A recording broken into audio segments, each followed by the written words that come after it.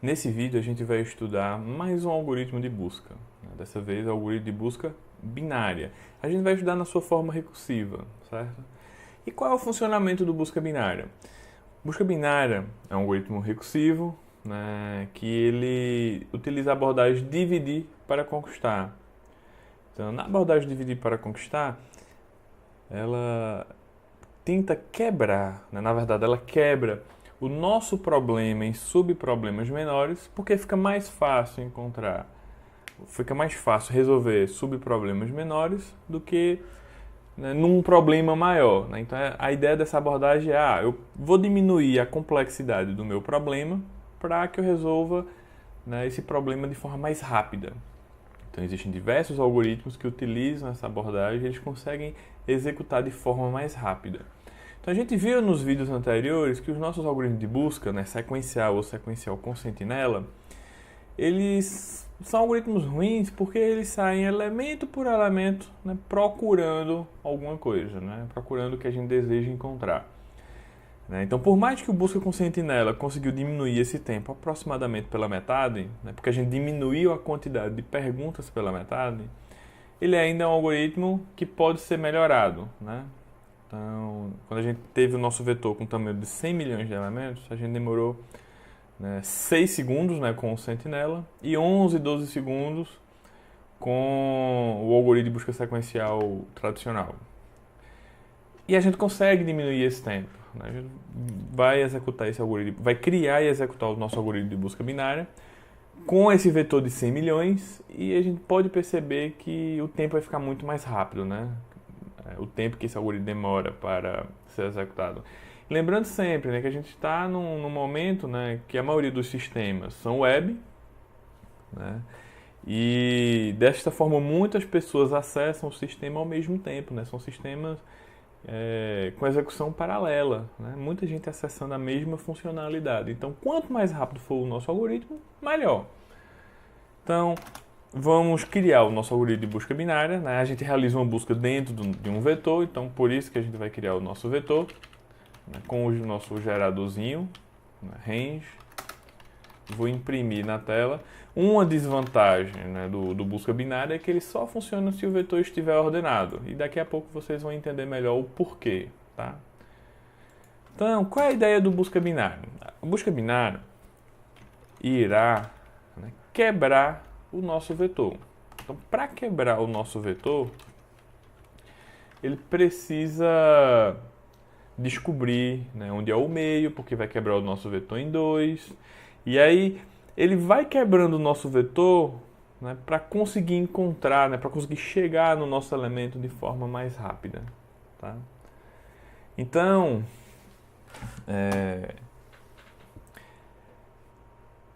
inicialmente ele descobre onde é o meio do nosso vetor e verifica que se esse meio do nosso vetor é o elemento que a gente está procurando. Não é. Então a gente vai comparar, olha, esse meio é menor ou maior do que o elemento que a gente está procurando? Então, supondo que o elemento que a gente quer encontrar é maior do que o meio, então significa que o elemento que a gente está procurando, se ele existir, ele vai estar à direita do meio do vetor. Então eu só vou procurar no subvetor à direita, né? De forma semelhante, se o número que eu quero encontrar, né, o elemento que eu quero encontrar for menor do que o meio, né, eu vou encontrar no subvetor da esquerda. Então eu vou diminuindo o tamanho do subvetor. E se o elemento for igual ao cara que está lá no meio? Então significa que eu já encontrei e eu paro o algoritmo, né? Então vamos lá. O que é que a gente recebe por parâmetro? A gente recebe o próprio vetor, a posição inicial, a posição final e o elemento que a gente quer encontrar, né? Então, por que a gente recebe esses parâmetros? Porque a gente está trabalhando na forma recursiva. Na forma recursiva a gente precisa passar alguns valores para a próxima execução da nossa função, né? Se vocês lembram, né, de recursividade, vocês vão lembrar que para a gente ter uma recursividade, a gente precisa satisfazer dois pré-requisitos, né? O primeiro pré-requisito é ter o passo recursivo, ou seja, o momento em que a gente chama a própria função, né, o momento em que a recursividade ela acontece, mas essa recursividade tem que ter um limite, né? Ela não pode acontecer para sempre. Então a gente tem que ter também a condição de parada. Então, quando essa condição de parada ela for satisfeita, a recursividade ela não vai mais acontecer, tá certo? Então a primeira coisa que a gente faz é a nossa condição.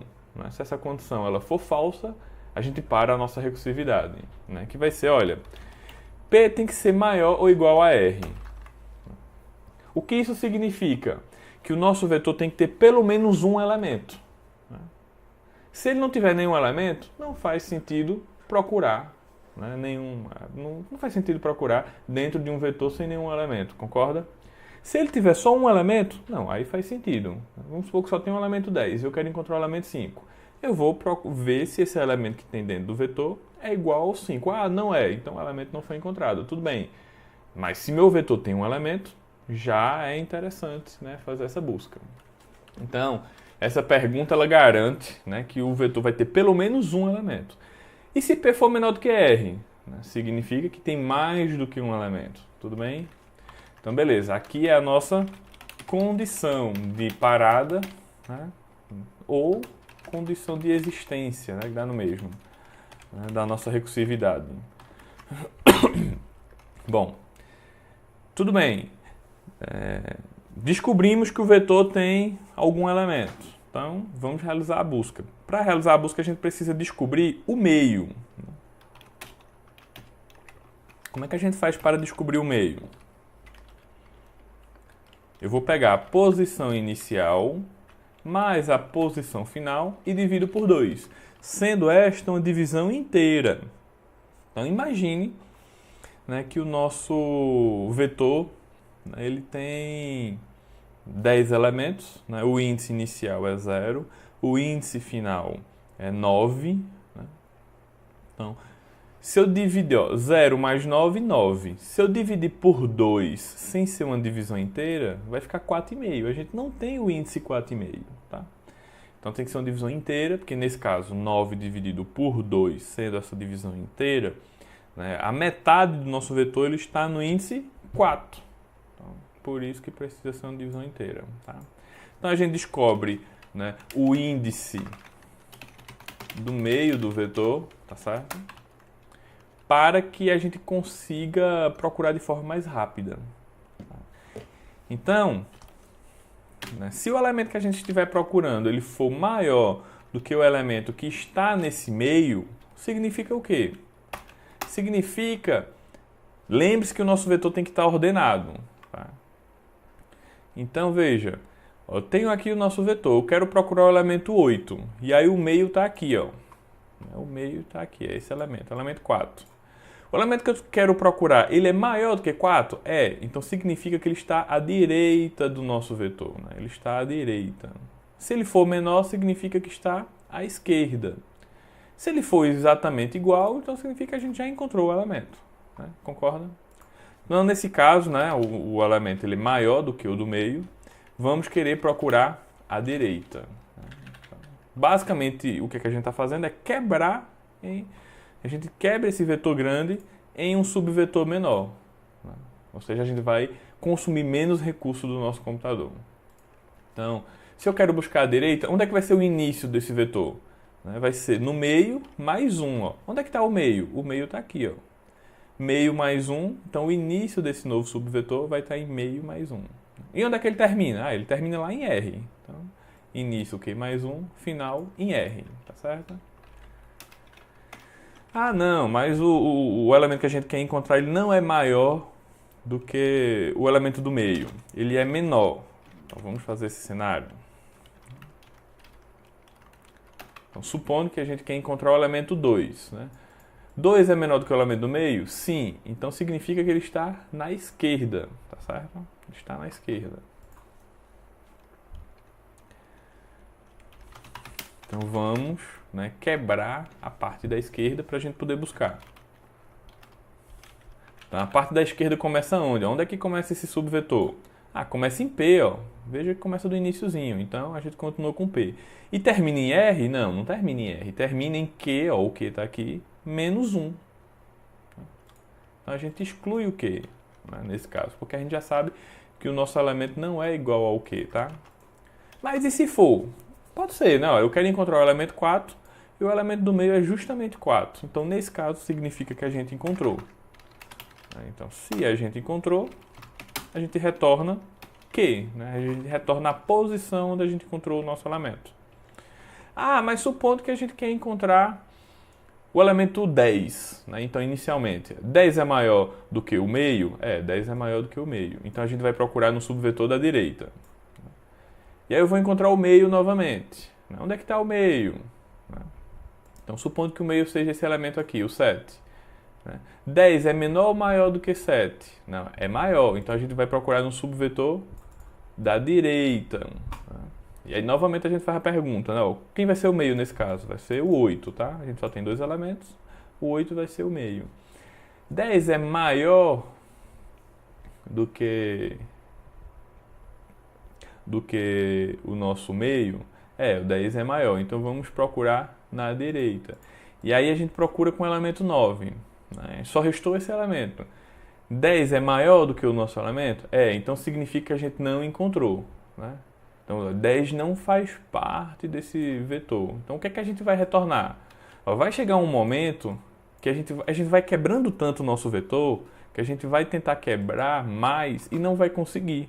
Ou seja, P vai se tornar maior do que R. E a gente vai ver isso na prática. Então, nesse momento, né, em que P for maior do que R, em que a gente sair do if, a gente não vai entrar no if, tá?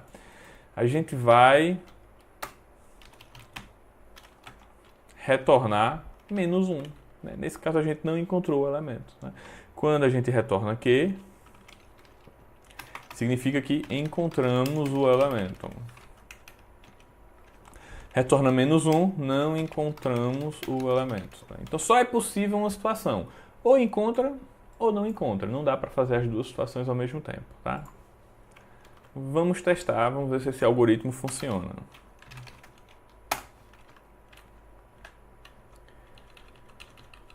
Vou passar aqui o nosso vetor. Qual é a posição inicial? 0. Qual é a posição final? O tamanho do nosso vetor, menos 1. Qual elemento a gente quer encontrar? Quero encontrar o elemento 9. Então, vamos ver se ele encontra. Para isso, a gente precisa pegar a posição, né? Que é o retorno, né? A gente está retornando. E a gente vai perguntar, né? Olha, se posição for maior ou igual a 0, significa que a gente encontrou, né, o elemento porcentagem D foi encontrado em porcentagem D. Tá? Vou chamar, né, o elemento que a gente quer encontrar de chave, né, e a posição onde foi encontrado de posição. Veja que ainda não tem chave. Deixa eu criar aqui. Chave vai ser igual a 9. Vou passar aqui a chave. Então, tudo bem. Mas se posição for negativo, então significa que a gente não encontrou o elemento. Então, o elemento porcentagem D não foi encontrado. Tá certo? Ou seja, a chave não foi encontrada. Então, veja, né, o que ele encontra. Se eu procurar algum elemento que não está dentro do vetor, ele diz que não encontra. Né? Tudo bem. Né? Uma desvantagem desse algoritmo é que ele só funciona se está ordenado. Por quê? Porque ele sai comparando. Ele vai no meio e pergunta: o elemento que eu quero encontrar, ele está à minha esquerda ou está à direita? Né? Então, para isso, ele só consegue ter essa referência porque o vetor está ordenado. Né? Então, vamos aqui desordenar. Vamos colocar aqui um vetorzinho maior. Tá? Quero encontrar o elemento 98, por exemplo. Ele vai continuar funcionando, né, porque está ordenado, tá certo? Mas, né, se a gente for desordenar, então muito provavelmente ele não vai encontrar, tá?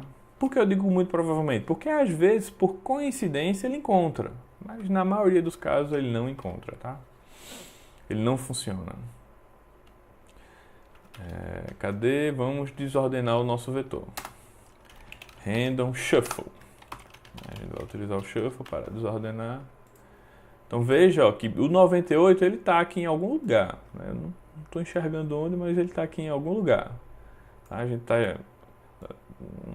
não estou conseguindo encontrar não, mas eu tenho certeza que em algum lugar aqui está o 98. Vocês aí em casa procuram aí, encontram. E ele não encontrou. Tá? Então veja que ele não consegue encontrar. Tá? Às vezes pode ser que ele consiga, mas na maioria dos casos não funciona, tá certo? Então você não vai querer um algoritmo que não funciona, certo? Então veja, isso é ruim? Não, a gente só... Ó, veja que nesse caso ele encontrou, o elemento 98 foi encontrado na posição 96. Foi uma coincidência, tá? Mas quantas vezes a gente precisou executar o algoritmo para finalmente ele conseguir encontrar? Tá? Então, não se confie, né? Na maioria das vezes não vai funcionar, tá certo? Ó, acabou que o 98 foi encontrado na posição 49. Enfim, às vezes vai encontrar, mas né, é por coincidência, não é porque ele de fato acertou não, tá? Vou tirar aqui, né, não funciona. Então, se sua base é ordenada, vale a pena utilizar o busca binário. Se não for ordenado, não vale a pena, né, porque ele não vai trabalhar de forma satisfatória, certo? Vou esconder, tá, o nosso vetor. Então, eu vou querer simplesmente, né, calcular o tempo, né, faltou aqui a gente importar time e calcular o tempo. Tá? Vamos calcular o tempo antes. Né? Se você não assistiu, né, às aulas, né, de busca sequencial e busca sequencial com sentinela e está meio perdido nessa aula, né, recomendo que volte, né, para assistir, para que você consiga entender o que é que a gente está fazendo aqui.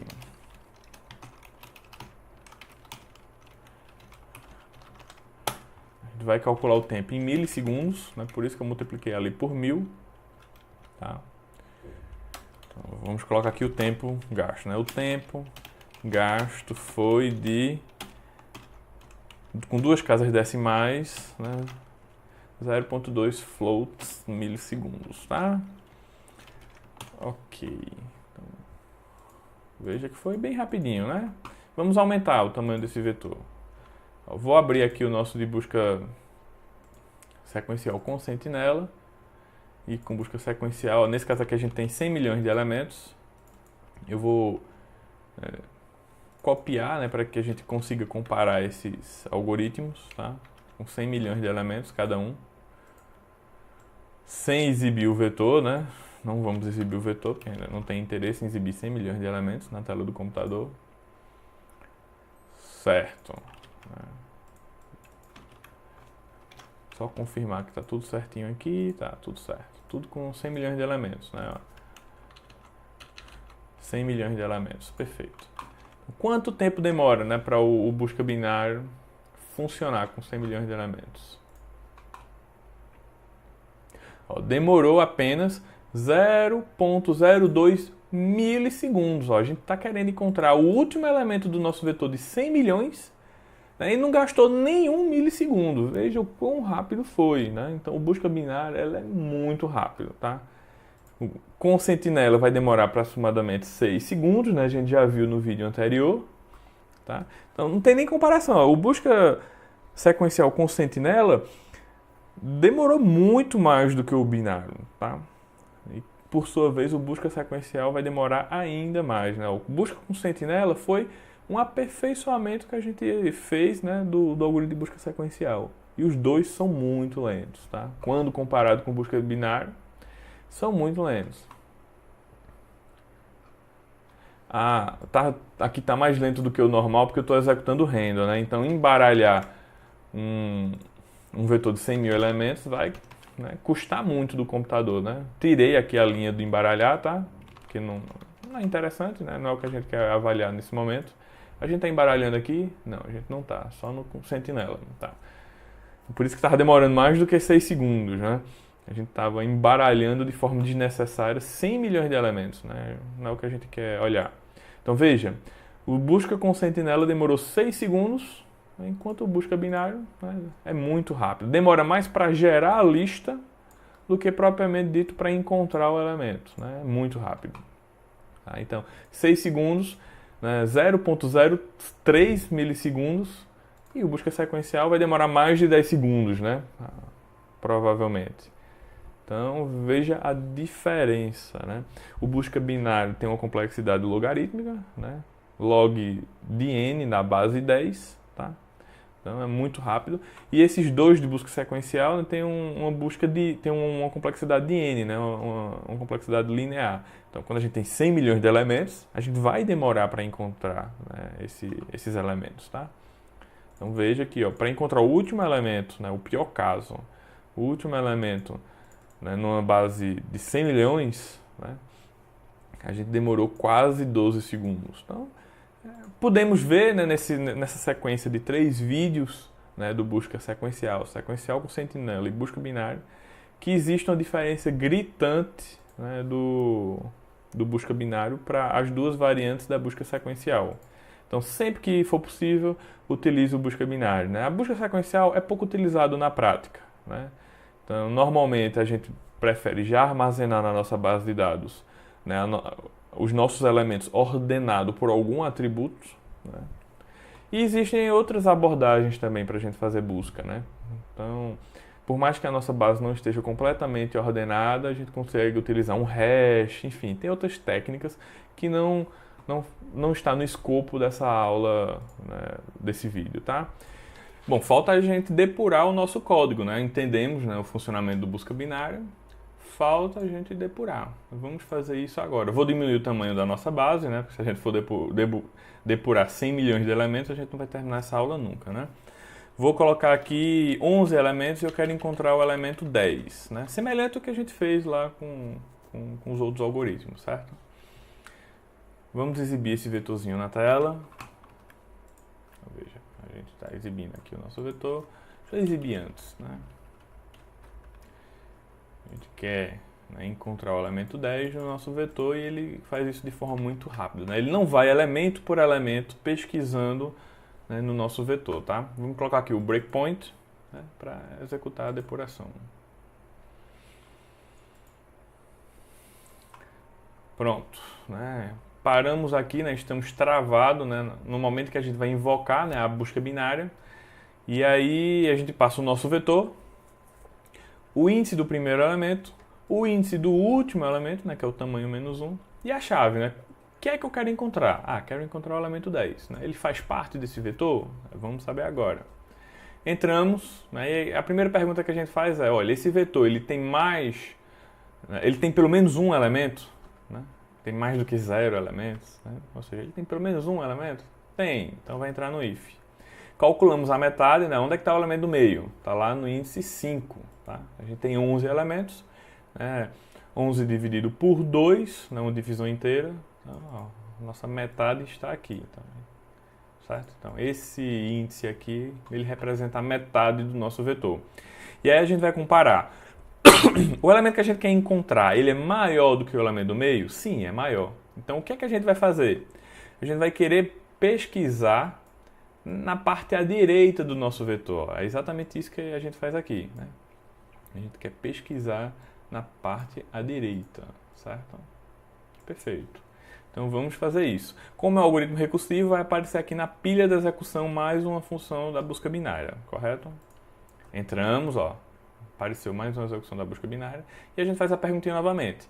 Esse subvetor, ele tem pelo menos um elemento? Ele tem mais do que um, né? Então, entra também, tá? E aí, onde é que a gente está? A gente está num subvetor que começa no índice 6 e termina no índice 10. Então, é esse subvetor aqui, tá? Vamos calcular a metade, né? Então, a metade, né, desse subvetor é o índice 8. E o que a gente quer saber é, olha, o elemento que a gente está procurando é maior do que o elemento que está lá no índice 8? Né? Quem é que está lá no índice 8? É o próprio elemento 8. Tá? Sim, é maior. Então, a gente vai querer procurar a direita. Então, esse é o nosso vetor atual. E a gente quer encontrar alguém que é maior do que o elemento do meio. Então, a gente vai criar um novo subvetor, né? Com 2 elementos apenas. Tá? Então, vamos lá. Criamos um novo subvetor. Esse subvetor, ele tem pelo menos um elemento? Sim, ele tem 2. Então, P vai ser menor do que R. Né? Então, quem é esse novo subvetor? Ele começa no índice 9 e ele termina no índice 10. Então, ó, são esses 2 elementos aqui. Vamos calcular o meio. Né? O meio desse vetor vai ser o próprio índice 9. Né? Então, O índice 9 ele representa o meio desse vetor de dois elementos, né? Então, o elemento que está lá em 9, né, ele é menor do que o elemento que eu estou procurando, né? Ou seja, perguntando aqui da forma que está escrito, né? O elemento que eu estou procurando é maior do que o cara que está lá no índice 9? Sim, é maior. Então vamos procurar à direita. Então, o que é que a gente tem à direita do 9? A gente tem o elemento 10, tá? Então vamos procurar isso. Veja, eu vou querer procurar no índice 10, terminando no índice 10, né? Então, qual o tamanho do nosso subvetor agora? O tamanho é 1, a gente só tem o elemento 10 nesse subvetor, certo? Então, P é exatamente igual a R. Então a gente ainda entra, né? Faz sentido procurar, né, num subvetor com um elemento apenas. Vamos calcular o meio. Olha, o meio do subvetor que só tem um elemento é o próprio elemento, concorda? Então veja, o elemento que a gente está procurando é maior de onde está o meio? Não, não é maior. É menor? Também não é. Então significa o quê?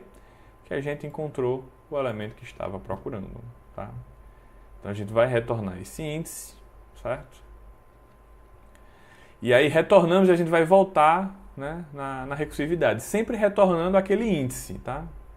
Então veja, a gente vai sempre retornar aquele índice que a gente encontrou, que é o 10. A gente vai retornando para a recursividade anterior, né, até que a gente retorne lá para o programa principal. Então a posição é 10, né, vai entrar no if e a gente mostra na tela do computador, tá? Vamos agora para o cenário em que a gente não encontra o elemento, né? A gente quer procurar o elemento 12, né? A gente sabe que 12 não faz parte, né, do nosso vetor. Então, a gente passa novamente o vetor, o índice inicial, o índice final e a chave que a gente quer encontrar, né, que é o elemento 12. Tá? Então, vou passar de forma mais rápida, certo? 12 é maior do que o meio? Quem é o meio? Né, esse elemento 5. Sim, é maior. Então, vamos procurar um subvetor à direita, né? Então, agora a gente está nesse subvetor daqui. Quem é o meio? É o elemento 8. Né? Então, a nossa chave ela continua maior do que o elemento do meio. Vamos procurar à direita. Né? Quem é a nossa chave? Nossa chave agora, né, de um subvetor com dois elementos, nossa chave é o 9. O elemento que a gente quer encontrar é maior do que o 9. Então, vamos procurar à direita. Né? Calculamos o novo meio. Nosso subvetor só tem um elemento, que é o elemento 10. Né? Quem é o meio? É o próprio 10. Né? O elemento que a gente quer encontrar é maior, né, do que o elemento do meio? Sim, ó, o elemento 12 é maior do que o nosso elemento do meio, que é o 10. Então a gente vai procurar a direita novamente, mas observe que à direita a gente não tem mais nada. Então a gente vai parar a nossa recursividade, tá? Vamos ver isso na prática? Ó, a gente vai querer buscar em um vetor que começa no índice 11 e termina no índice 10. Isso não existe, né? Como é que começa no 11 e termina no 10? Então a gente vai parar a nossa recursividade agora, tá? Ó, começa no 11, termina no 10. Isso não é útil, né? Então, não vai entrar no if e vai bater onde? Justamente no menos 1. Né? Lembra que eu disse, ó, executa o return, return Q, né, que encontrou o elemento, ou executa o return menos 1, né, que significa que não encontrou o elemento. Então, nesse caso, a gente não encontrou. A gente vai passar esse valor menos 1, né, para todas as funções da recursividade anterior, tá? Ó, aqui a gente tem a nossa pilha de execução que está recebendo esse valor que a gente vai passar, que vai ser quem? Menos 1. Não encontramos o elemento. Então, ó, vamos passar para as recursividades anteriores, até que chegou no programa principal, quem é a posição? Menos 1. Então, se é menos 1, não vai entrar no if, vai no else, ou seja, o elemento não foi encontrado. Né? Então, espero que vocês tenham entendido, né, o algoritmo de busca binária, e fico por aqui.